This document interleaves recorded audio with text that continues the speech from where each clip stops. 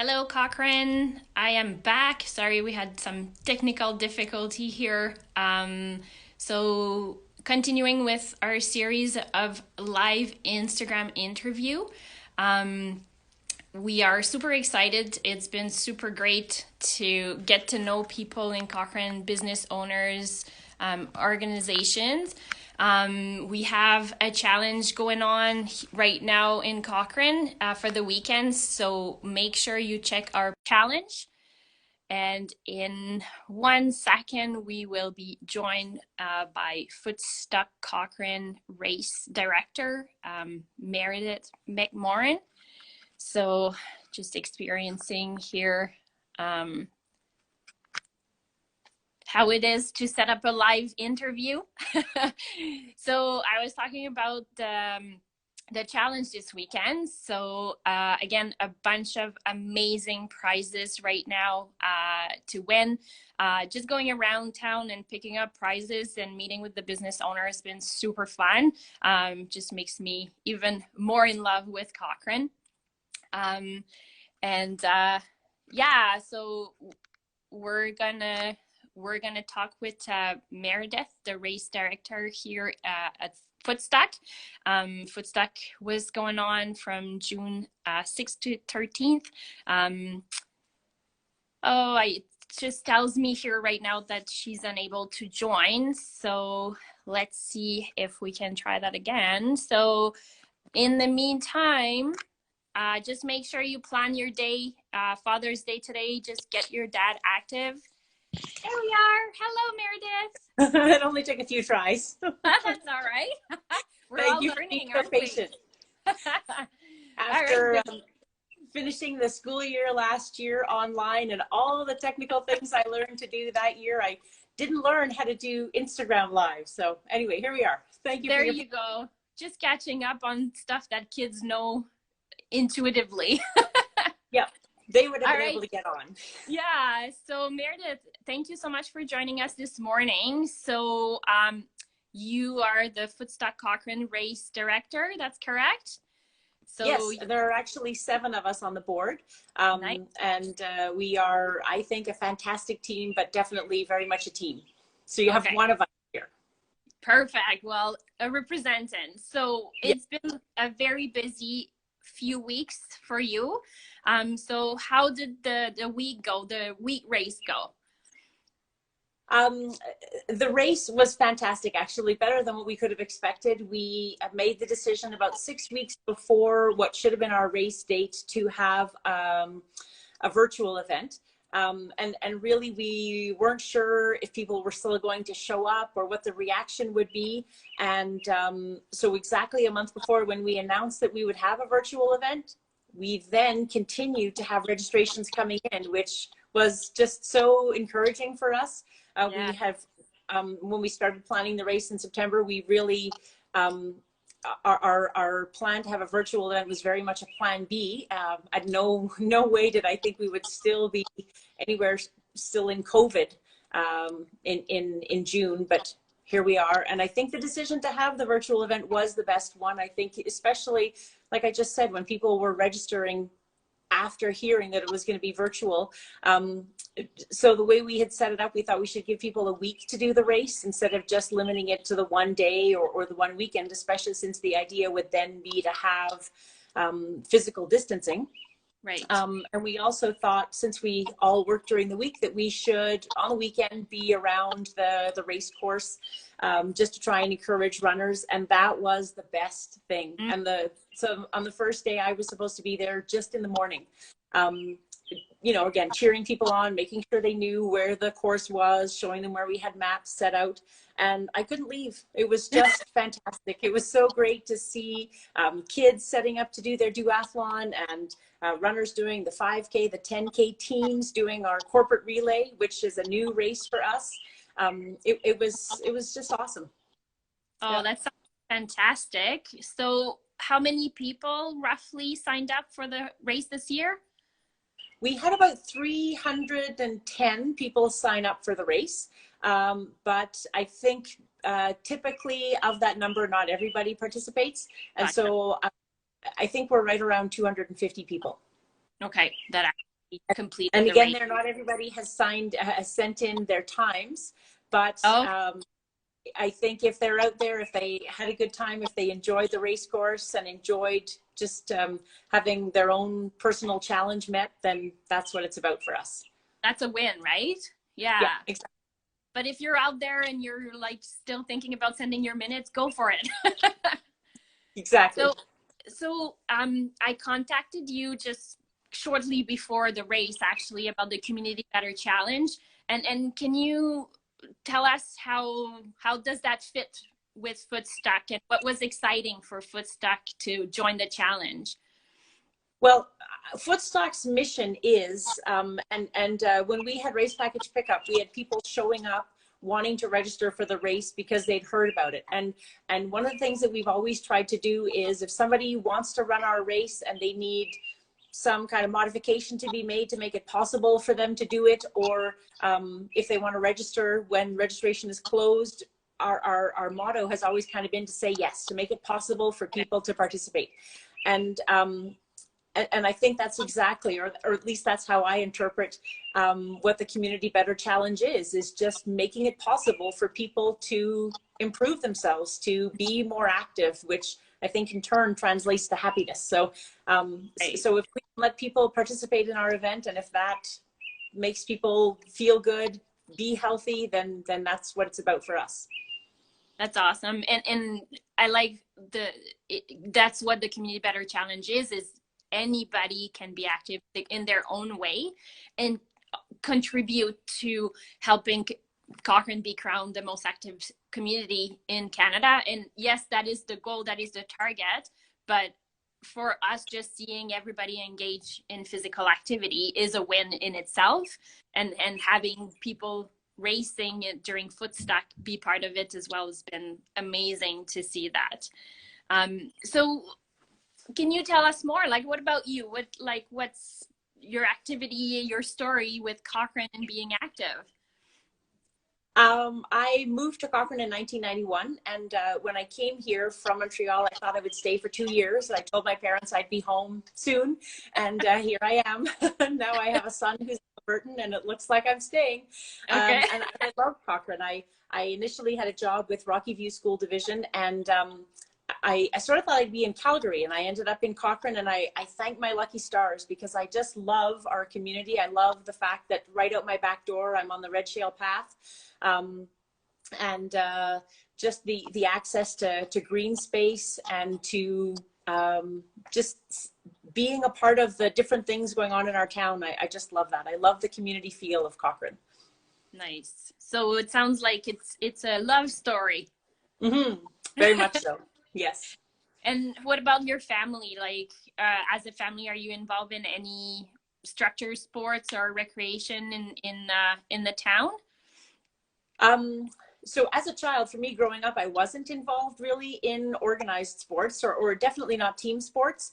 But my son has definitely made up for that. And so Okay. as he was growing up, we were involved in Cochrane Minor hockey, Cochrane Minor baseball, and his number one sport is football. And so he played Lions football for all of the years that he could, Adam through Bantam, and then he played Cobras football, and now he's playing football for the University of Calgary, or at least we hope that football will get back to normal in the fall. Yeah, absolutely. And so I got involved as a manager and doing all kinds of different things for different teams, and I do actually play on my own team now. I play for the Hurricanes. We're a group of women who play just recreational hockey, but it is so much fun.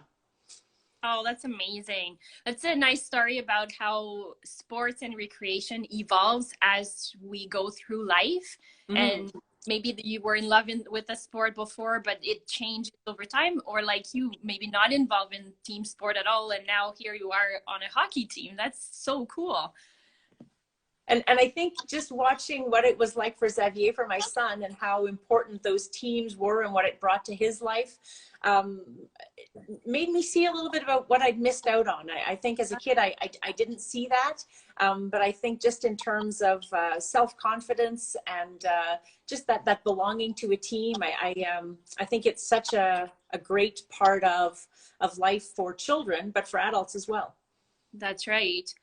And that's one thing we've seen with the Community Better Challenge and heard, and I'm sure Footstock was kind of the same, is like after like months and months and months of being kind of not social, not out there, taking part in Footstock or the Community Better Challenge, even though it is virtual and we're not necessarily together, people were saying it's so nice to feel like we are together and we belong and we're not racing together, but somehow we are because we're sharing on social media and you say hi to people on the path.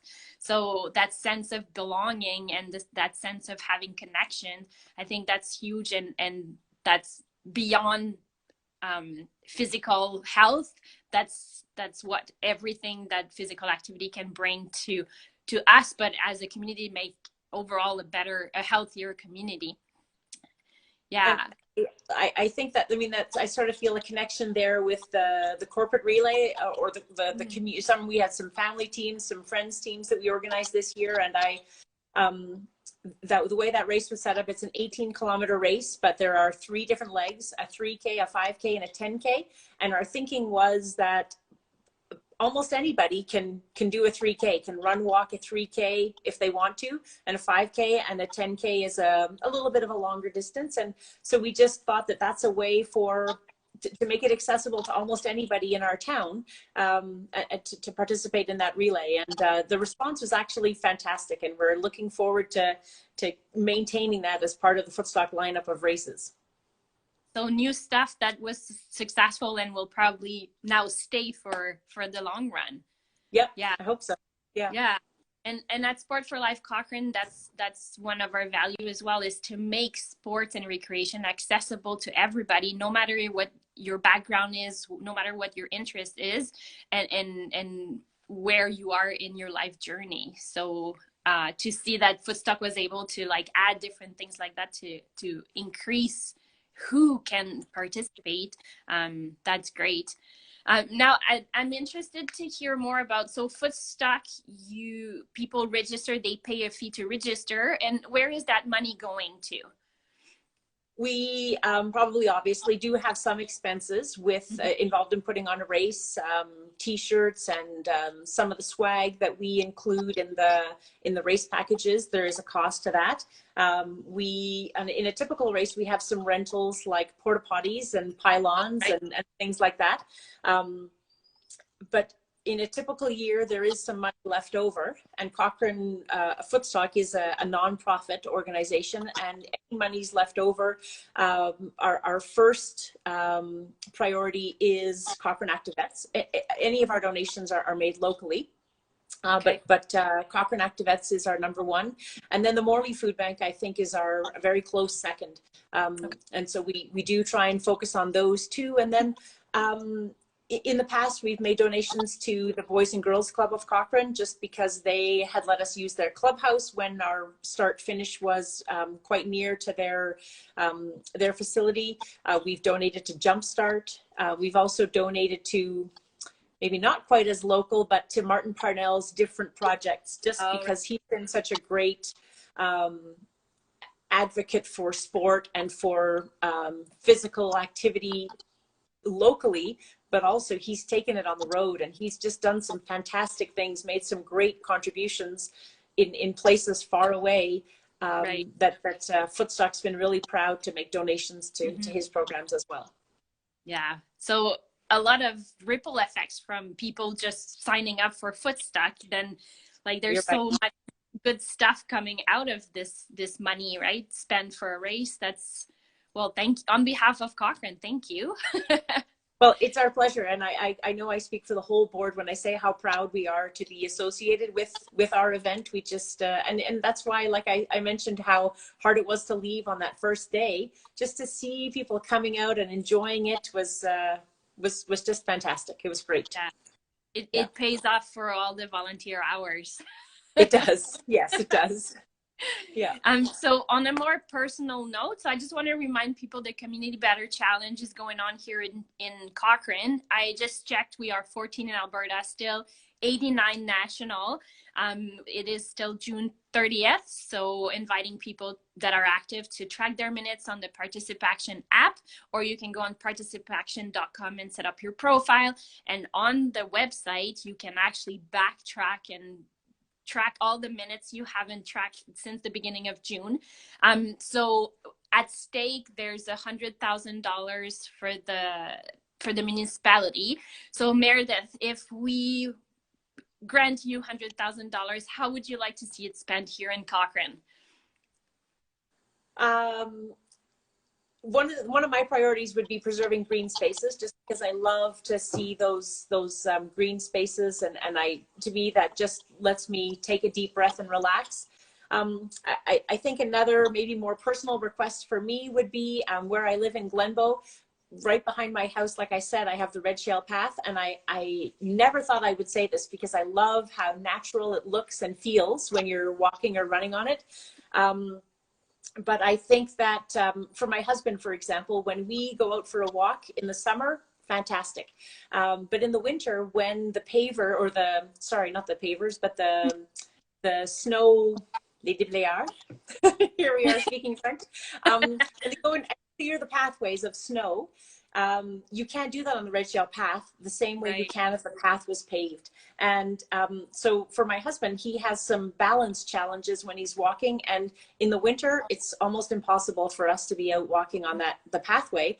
And so to see, I know they've started, the town of Cochrane has started paving some of our pathways, and that would be one of my little requests, would be just to make sure that that paving makes its way into Glenbow, and that would make sure that, again, that would translate into more active minutes for some people for whom it's not as easy to walk when the path isn't as even.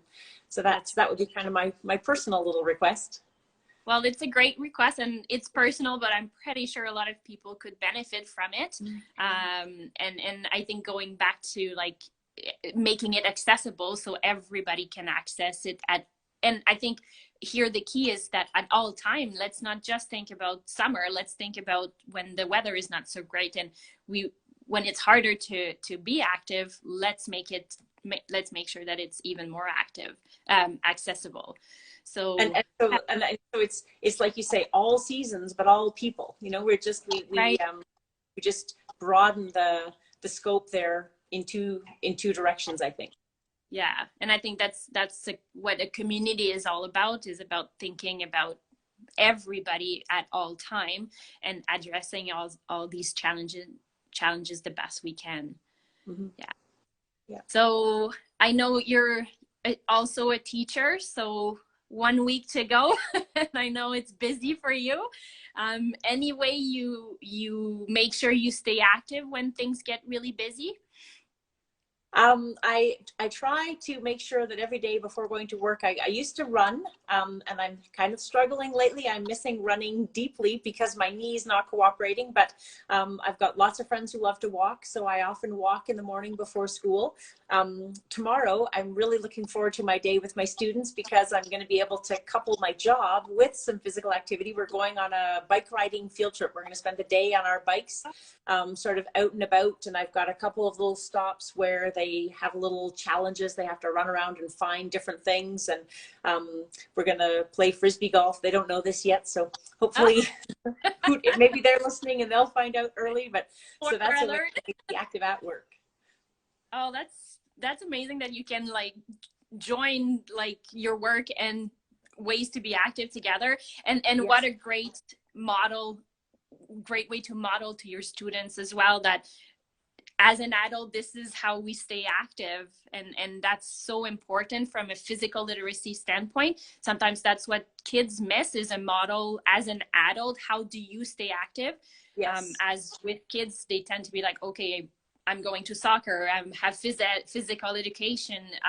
But then as an adult, if you don't have that model, it's challenging sometimes for kids to maintain that throughout their lifespan. So thank you so much for showing that to all your students.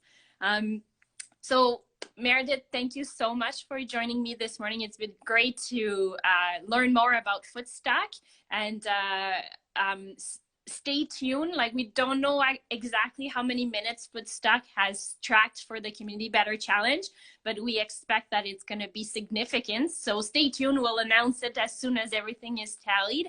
And thank you for being part of the Community Better Challenge and joining me this morning. Thank you for having me, and thank you for your patience in getting me connected. Well, thank you for being willing to try it. It was fun. And now, like you said, phew, it's done. We're done. We did it. We did it. Well, have a fantastic Sunday, and everybody, make sure when you're active today and until June 30th, make sure you keep track of your minutes on the app or at participaction.com. Stay tuned with all our challenges. We have amazing prizes. Like, the community is really coming together to like provide super cool prizes, and that's a good way to learn more about what's going on, what's possible here in Cochrane. So have a fantastic Sunday, and we'll see you again throughout the week with more live interview on our Instagram account. So bye. Bye. Thanks, Cynthia. Thank you.